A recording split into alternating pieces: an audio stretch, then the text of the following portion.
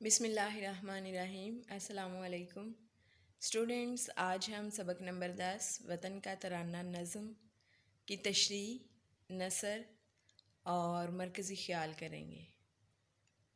Students, میں آپ کو بند نمبر 1 اور 3 کی تشریح لکھوا دیتی ہوں، بند نمبر 4 کی نثر بھی لکھوا دیتی ہوں، لیکن بند نمبر 2 اور 4 کی تشریح آپ خود سے کریں گے۔ تو بند نمبر 1 لکھیے۔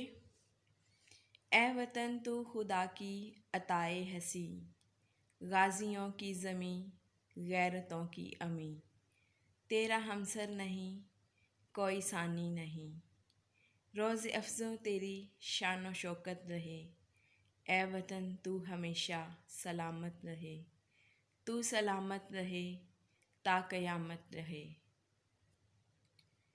نظم کا نام وطن کا ترانہ، شاعر کا نام محمد رمضان گوہر لکھیے اور اس کے بعد تشریح لکھنا شروع کیجیے۔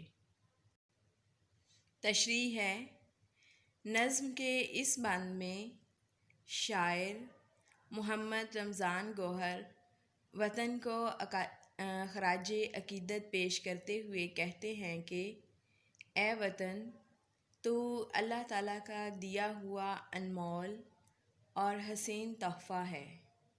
اے وطن، تجھے حاصل کرنے کے لیے ہمارے لوگوں نے اپنی جانوں کے نذرانے پیش کیے اور کچھ غازی بن کر لوٹے۔ تیری زمین ہماری غیرت اور عزت کی پاسدار ہے۔ دنیا کا کوئی خطہ زمین تیرے جیسا یا تیرے برابر نہیں۔ تو ہمیں دنیا بھر سے عزیز اور پیارا ہے۔ ہم چاہتے ہیں کہ تو دن دوگنی رات چوگنی ترقی کر کے دنیا پر اپنی شان و شوکت قائم و دائم رکھے۔ اے وطن، ہم دعا گو ہیں کہ تو قیامت تک ہمیشہ قائم و دائم اور آباد رہے۔ بند نمبر 3 لکھیے۔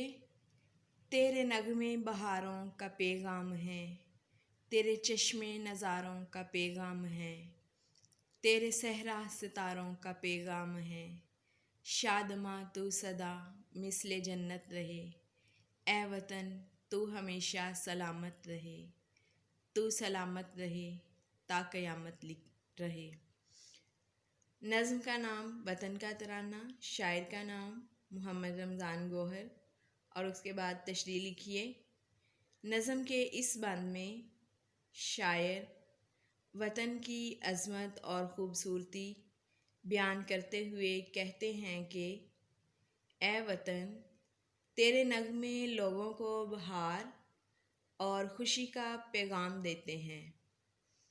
تیرے خوبصورت ٹھنڈے پانی کے چشمے دلکش نظارے پیش کرتے ہیں اور لوگوں کو اپنی طرف کھینچتے ہیں۔ تیرے صحراؤں کی ریت ستاروں کی مانند چمکتی اور روشنی دیتی ہے۔ اے وطن، ہماری دعا ہے کہ تو ہمیشہ جنت کی طرح شادماں اور خوشیاں اور محبتیں بانٹتا رہے۔ اے وطن، تو قیامت تک قائم و دائم اور آباد رہے۔ بند نمبر 4 لکھیے۔ اس کی ہم نے نثر کرنی ہے۔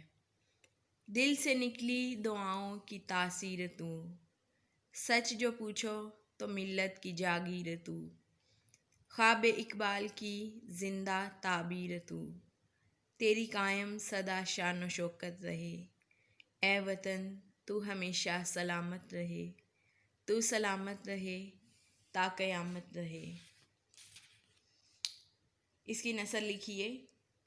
اے وطن، تو دل سے نکلی ہوئی دعاؤں کا اثر ہے، سچ پوچھو تو قوم و ملت کی جاگیر ہے۔ اقبال نے جو خواب دیکھا تھا تو اس خواب کی زندہ تعبیر ہے۔ تیری شان و شوکت सदा कायम व दायम रहे। ए वतन तो क़यामत तक कायम व दायम और आबाद रहे। स्टूडेंट्स, अब आप इस नज़म का मरकज़ी ख़्याल लिखिए। ये वतन अल्लाह ताला का हसीन तोहफ़ा है। इस वतन को हासिल करने के लिए हमने बहुत सी कुर्बानियाँ दी हैं। अब इसको क़यामत तक कायम व दायम रखना और इसकी तरक्की के लिए काम करना हमारा फ़र्ज़ और ज़िम्मेदारी है, और मुश्किल वक्त आने पर इसकी खातिर हमें जान भी देनी पड़े तो हम दरेग नहीं करेंगे। तो स्टूडेंट्स, आपने इस नज़म की तशरीह, नसर और मरकज़ी ख़्याल लिखना भी है और याद भी करना है। अल्लाह हाफिज़।